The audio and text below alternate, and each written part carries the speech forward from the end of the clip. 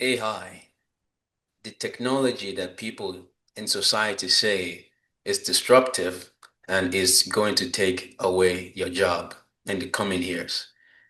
Why don't we find out if that is true, if that's a theory, or if it's just fear of lack of understanding of what the technology itself is?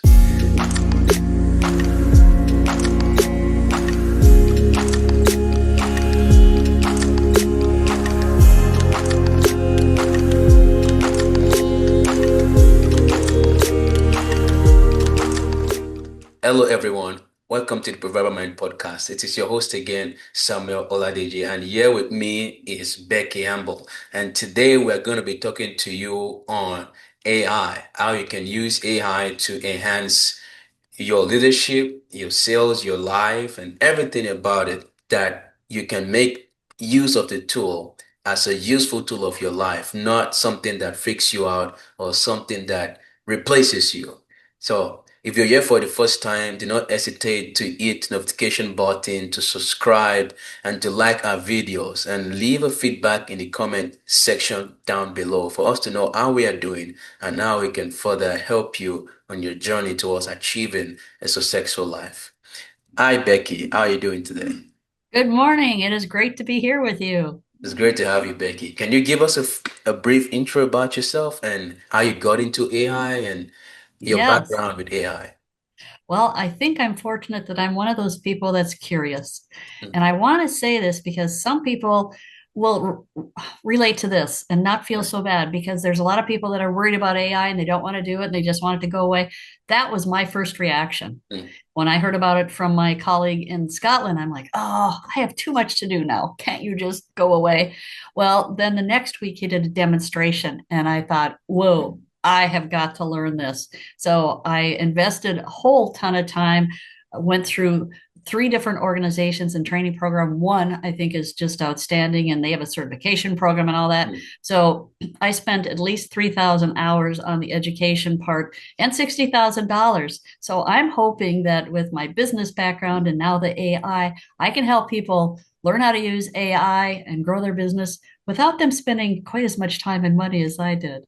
Awesome. That's great. That's great. That's awesome. Now, could you give us how you get interested in AI? What really got you to want to learn about this subject?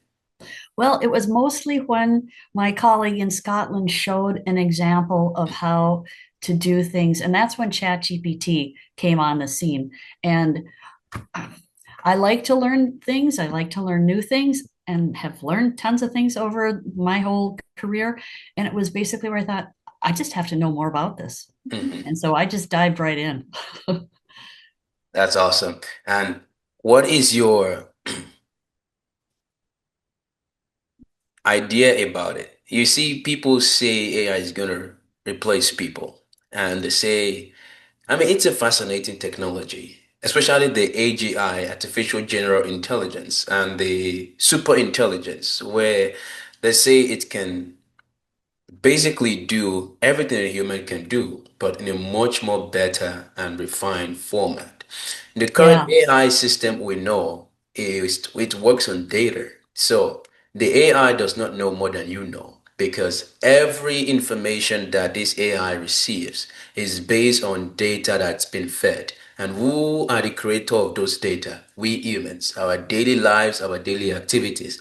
That is what leads to these data. So any behavior the AI at all is going to exhibit is not going to be outside the existing parameters of human behaviors and tendencies. Now, the artificial superintelligence, they say, might have the ability to craft ideas and innovations on its own automatically without the influence of any human or extra data to be able to do that. So, what is your understanding of this? And is it truly going to replace people, as the fear says? Well, that's a great question, and I'm going to answer that. And maybe I can go back and share my story about how I kind of came to all of the things that I do. In answer to your question, one of the really great things is for people to understand more about how it works. And I think we're probably going to talk about that. And AI, think of it as a big, as you said, a big source of information. Right. And the thing that AI can do is organize that. Where if we used to do searches on Google or some other search vehicle, you would get a list of maybe 10 things, and you'd think, Right. oh, now all I have to do is go through all of those and try to figure out what I need to know. Right. So AI does something that I was going to mention too. It's called NLP. Mhm. And this NLP is natural language processing. So, what that means in simple terms is we can talk or type to it just like we do when we're talking to humans. So, Right. that simplifies it. And that was a huge step forward in Mhm. AI. Now, the things that AI can do is based on, as you said, all the information that has and organizing that and Mhm. getting it back to us, kind of giving us that feedback in a nice, organized, almost a story fashion. Right. And that is a great resource to have. What it can't really do is be creative. Now, some people will argue with that because it can come up with a lot of different things. Yet the human creative mind is completely different. Right. And it's also not able to innovate. It can do a lot of really great things. And the more we are effective in prompting or telling it what we need, the more we're going to get back what we need and what we're looking for. Still, we have to be in charge. We are the humans. And the other thing that humans can do that computers still can't do is draw things from, oh, I remember a time that this happened and that made me think of this. So that comes into play here. Mhm. They can't quite tie together our past experiences, our past thoughts, and our past memories. So that's something, again, I always say the human is in charge. So if I could just stop here and tell you kind of a little bit of my backstory and why I care about this and helping people, would that be okay? Yeah, sure, you can do All that. right. So people already know I'm Becky Amble and I'm a farm girl. Mhm. And we farm girls are known to be honest, open hearted, and ready to help people. Well, one day I was driving my ranchero and it was like God spoke to me. I can still hear that voice in my head. And the voice said, "You're going to have an accident."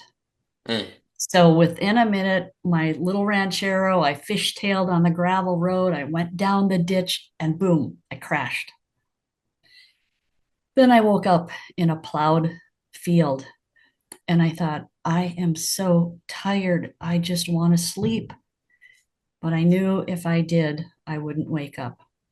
So I Mm. pulled myself together and I trudged up that ditch and went to the closest farmhouse where there were two farm women who kept an eye on me until my mom and sister could come and take me to the emergency room.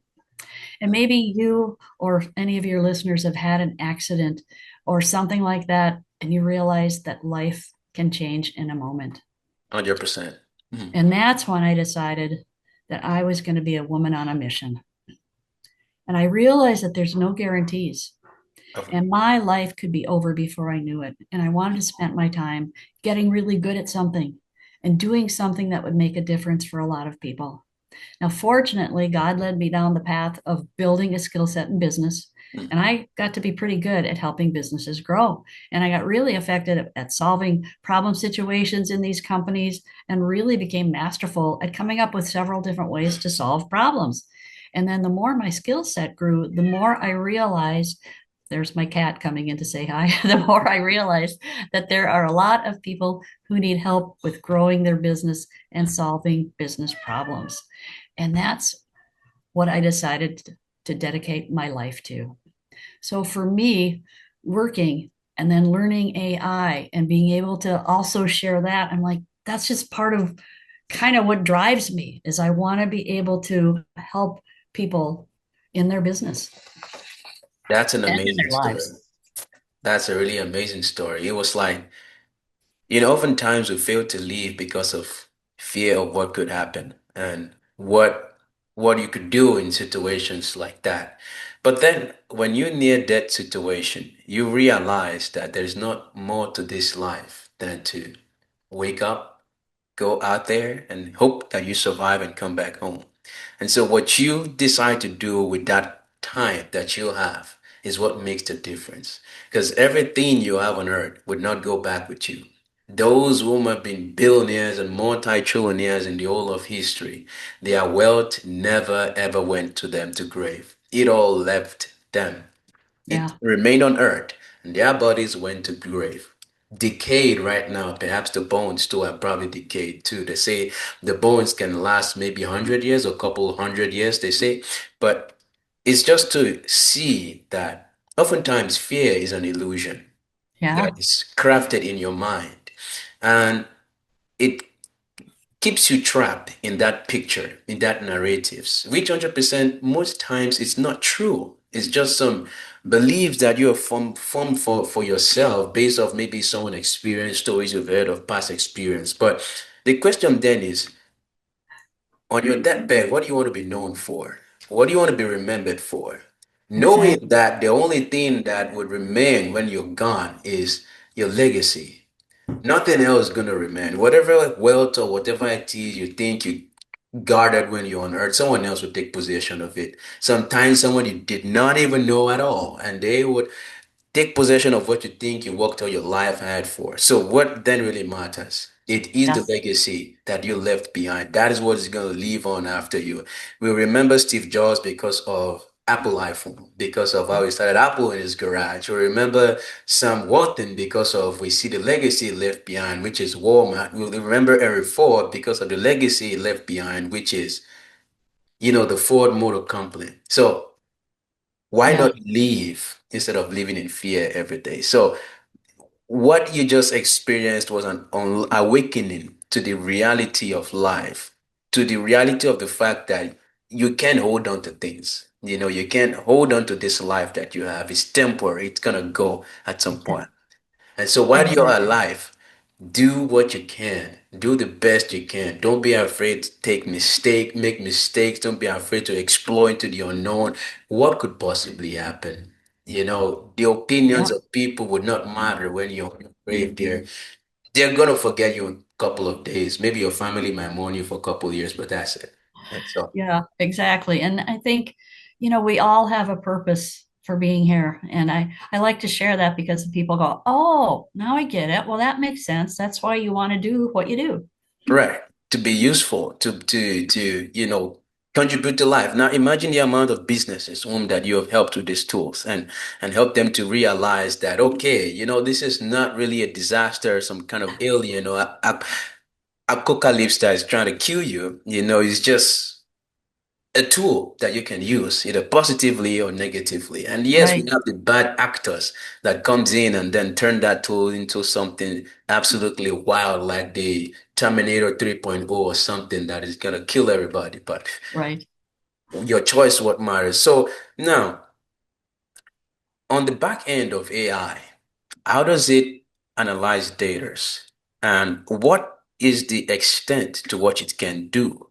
I know you're given a brief information on that, but I want to go in depth into the technical aspect of how this operate. Maybe that might even shed more light on, oh, okay, so this is the missing piece here. Okay. Well, and I may or may not get super technical on that because sometimes that makes people's eyes glaze over. Right. Anyway, when AI was originally created, the tools that we know now that Mhm. are called generative AI, and that Right. just means they generate or create something for us. So, it's a big word thrown out. They keep changing the words that we use all the time anyway. Right. And so what happened is those that created these artificial intelligence tools or platforms went out to the internet and, as you alluded to earlier, Mhm. scraped, collected, put together all kinds of information. And what I would say for people too is just to remember that not all information that's out there is going to be accurate Right. or what we need. So that's where the fact checking comes in and where we Mhm. have to really use our intelligence to Mhm. scrutinize things. I always tell people, I think it's best, at least when you're starting, to use AI for things you already know Right. and do it just to help you maybe perfect or know how to tweak what you're saying or, some Right. things like that. Because then you're going to look at it and go, that's bogus. Or you might go, hey, that's right on, did a really good job. So Right. I say, at least on the early side, use it for things that you know. Now, there's things like machine language and all that other kind of stuff. But one thing that I think is important for people to understand is that AI, artificial intelligence, is based on probability and predictability. And Mhm. that helps us make a little more sense of it and go, oh, now I get why some of these things come up. So what AI does is goes back to find everything about, let's just say, climate change or Hmm. global warming or whatever. And it goes back to searching and going, okay, let me put together all this stuff that has those words in it. Let me organize it, and it puts it together. And so what it is doing is really looking at what's the probability of the information that comes up most often. So Mm. it's going to give you that. And what's predictability? It's like when we're typing an email or something in Microsoft Word or some other Word document, and we're typing along and say, let me know. And it pops up and says, if you have any questions. And so that's the predictability. It also goes back and says, what's the most likely thing to come up next?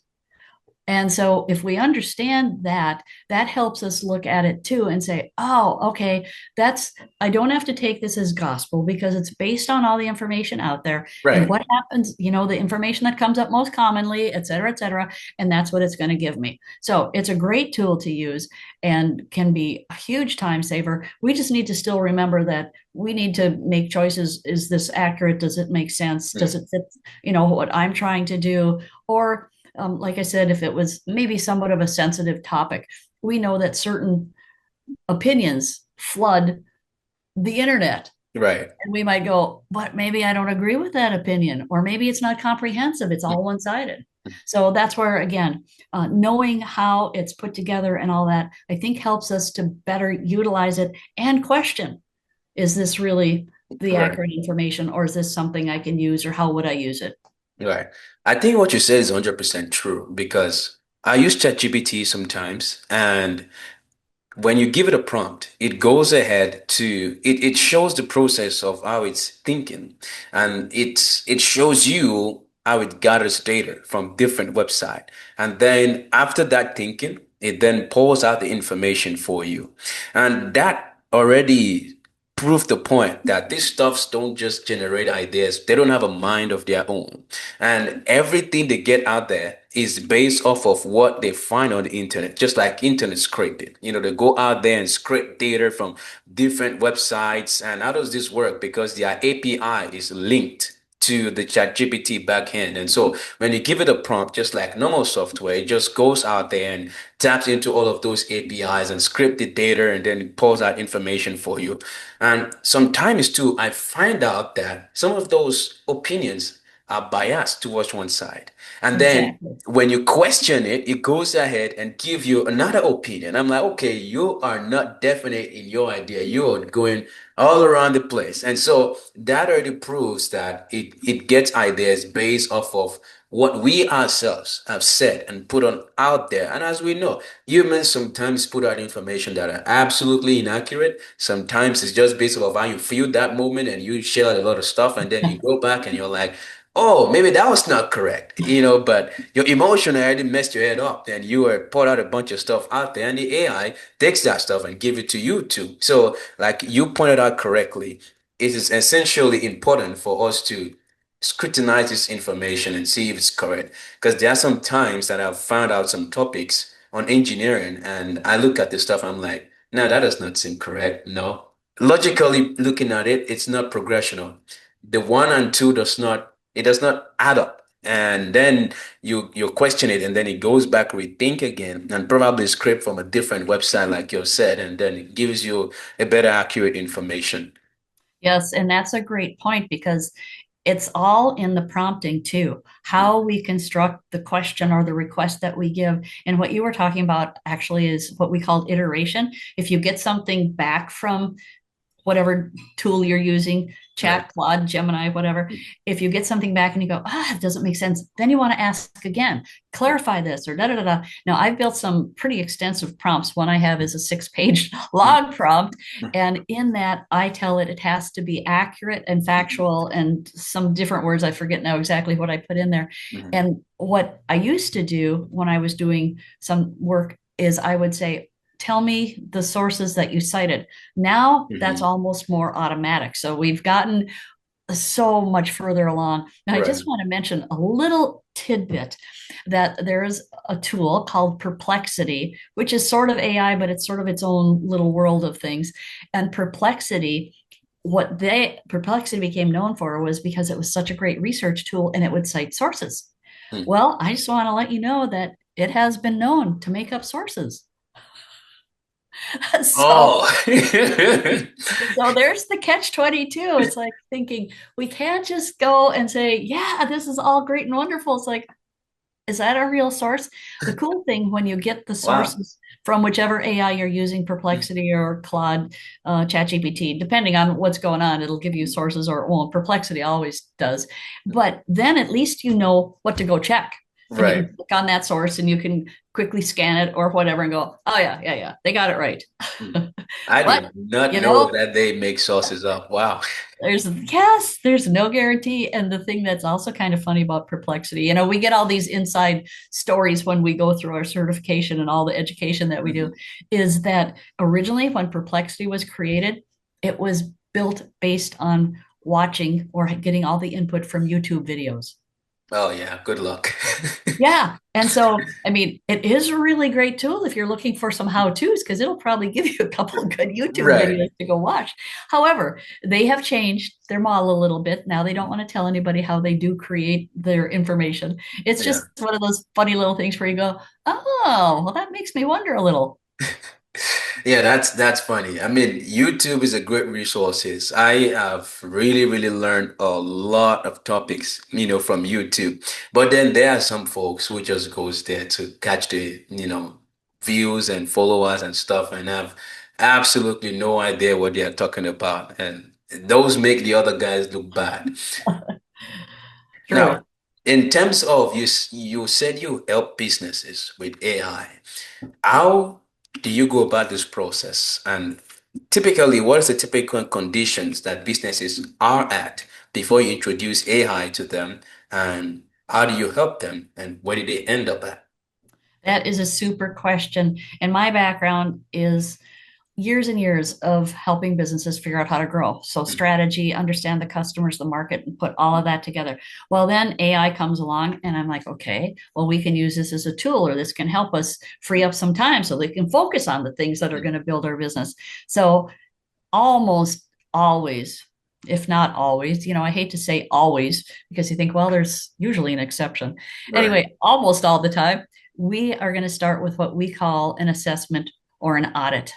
And what we do then is we meet with the potential client, we find out what they're doing, what technology they have, systems that they're already using, where they are at, where their frustrations are at, where they might have bottlenecks, or where usually it comes down to them feeling like they're wasting a bunch of time on email or on Mhm. meetings or on some particular area. So that's usually a hotspot, a key pain.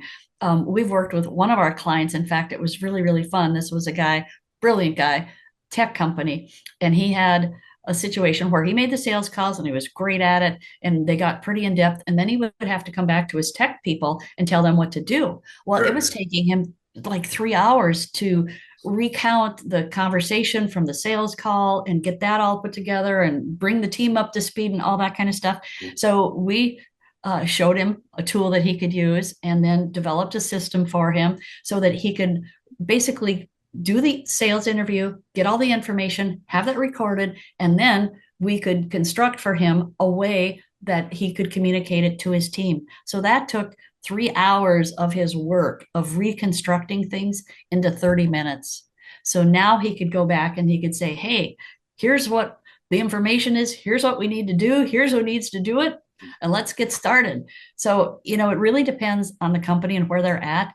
And a lot of times it's things that we can help them save some time so they can focus on their higher priority activities.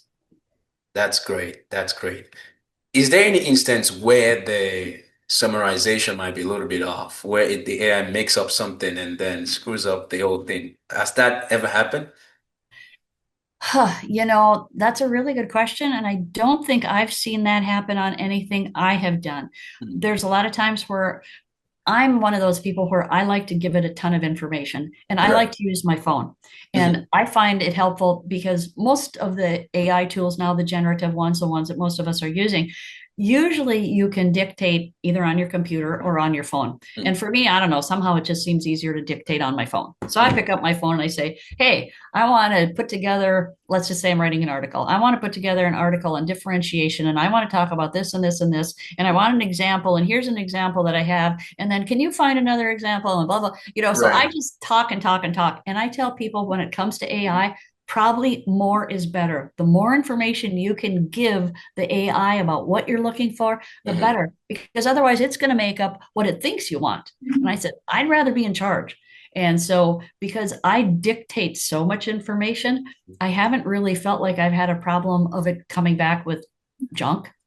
What I did do is there's certain AIs that are better at certain things. And so I was working on competitive intelligence for a client, Hmm. and I used four different AIs. I built this 6 page. This is where I have my 6 page prompt. I built the 6 page prompt. I put it in all four, and then I compared them. And then what I did is I synthesized or I picked my top two and I went to the other AIs. Let's just say I used AI number one, and I went to AI number two and three and said, Hmm. how accurate is this? And so I used the other AIs to cross check and to measure for accuracy. And I found, just if anybody cares, I found Claude seemed to be the best at fact checking and also being the most accurate and the most timely. Because the other thing, sometimes we don't know how good is AI at getting really current information. It's gotten way better because it used to just be based on when their training of their tool was cut off. But now it can access online information a lot quicker. Right. Still, I think, so that's one of the things I have done is used other AI to fact check something I've done with a different tool. That's good. That's really good because I often think about that sometimes and I'm like, I don't know. But from what I can tell, the current AI that we have is still within human control. Now, I don't know about the super intelligence. With all the things I've heard about that stuff, I don't think it's within human control. But I know what we have right now is still within human control, at least based off of the next couple of years plan on what the AI is. I feel like it's still largely within human control. But my only concern is the big artificial super intelligence where they describe it as, oh, it can do stuff on its own, does not need humans, it does not need any, Yeah. data whatsoever. But you know, Well, and that's where I think people, as much as they can, because I mm, mean, I work with an organization and we've got 50 people that are constantly looking at new tools. mm, Well, most of us don't have time to right, spend all day and night looking at tools because that's all we would do, and we still wouldn't even be able to keep up because there's so much right, going on. So find some good resources that can help you stay current, or right, that you can, I don't know, use to find out, is this really good? Is this, what are the leading ones or something like that. Now, most of your generative AIs are pretty comparable, and I'd say right. they're pretty good. But there's testing that goes on, and there's organizations that test them, and you can even track those down and find out who's scoring on what and all that kind of stuff. Sometimes for the normal user, you'd say, I don't want to do all that because it is a lot. And that's where I guess people that work like we do, where we can be that resource, Mm, where we can say, okay, let's find out what's going on, what you're trying to do. Okay, here's a tool for you to use, or we can build this, we can use this tool and then we can customize it or whatever. And the novice user can do a lot. Yet some of that tweaking and sophisticated stuff, you get to the point where you go, can you just do this for me? Because you could spend all your time trying to figure out how to do it yourself. right. If you could give us a summary today of our conversation and take home note on AI, what would it be? Well, that's super. Let me see what I can do. I would say, as you talked about fear, is pick out maybe one, maybe two tools. So ChatGPT has the most integrations. It's got all kinds of things that Mm, you can add to it. Claude is the best writer. I love Claude. mm, Grok and Gemini are great too. So pick out, look at, there's 4 to 6 of the key players. Pick mm. out one, maybe two, and just start playing with it. Do it for personal stuff. I've had people come to some of my workshops that felt like they were in a business where they didn't want to really do AI because of confidentiality. And I'm like, okay, Right. fine, whatever. Well, the one guy went home and he and his wife sat at the kitchen table planning the family vacation. And he was so excited they couldn't stop themselves. So and I encourage people to use it if you're just learning to try some personal things where you kind of just get familiar with how it all works. So find a tool, narrow it down, try one or two, and then just start playing with it. I would also say learn how to prompt. And that is basically the requesting, the asking questions, because you can have your AI help you with that. And I always say, I still want to be in charge. And then I can go and say, did I miss something? What else do I need to ask? So the other thing is, so pick one out, start using it. Um, Learn how to prompt. The other thing that you can do is you can ask AI to help you. And that's where, whoops, that was my timer. That's where a lot of people don't know exactly what to do. So you can actually say, hey, I'm a civil engineer and I do this kind of work and yada, yada, yada. How could you help me? And see what it says. I mean, it's sometimes we don't think of the easy things. Right. So I would say that and just keep working on it. If there's a great education program you can tap into, I would say that is definitely worth it. The one that I'm part of repeats the course. So they've got 12 weeks and then it repeats. And I think anything that you can do where it's continuous, where you don't just do one and done, because if you do one and done, you're almost obsolete as soon as you're done with the class. And you need to have that follow up and or at least tap into some kind of community that's keeping Repetition. up on the new stuff. Right. That's awesome. That's awesome. Thank you so much, Becky. And yeah, guys, it's it on AI without noise. How you can use AI the right way to enhance your life, your leadership, and everything that you do, and not get replaced. So if you're here for the Exactly. first time again, do not forget to subscribe, hit notification button, and like our videos. Comment down below on the comment section on feedbacks and whatever it is you think about videos and what more you want to see on the channel. So last thing here, Becky, how can people reach you for Well, anything? thanks for asking. They can find me on LinkedIn, and my name here is on the screen, Becky Amble, Amble. I'm the only one, I believe, with that name on LinkedIn. So they can find me. And otherwise, they can drop me an email, which is Becky Future Focus AI at Gmail. So all that lumped together, no spaces. They can just drop me a note. They can go to my website, which I don't use that much because it seems like LinkedIn is where we all hang out, but my Right. website is futurefocususa.com and they can probably find me there or get in touch. So I appreciate that. I've written a whole bunch of books on AI. They're on Amazon. I've got another book that I didn't get a chance to tell you about that's coming out on Tuesday on the people kind of networking.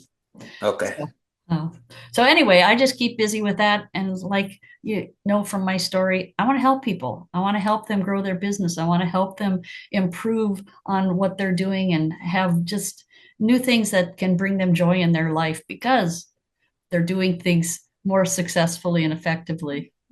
That's awesome. That's a great mission. All right, guys. Don't forget to check us out on Apple Podcast. You can listen to this on Apple Podcast and you can also view our shorts on Instagram. So until the next one, stay blessed and peace out.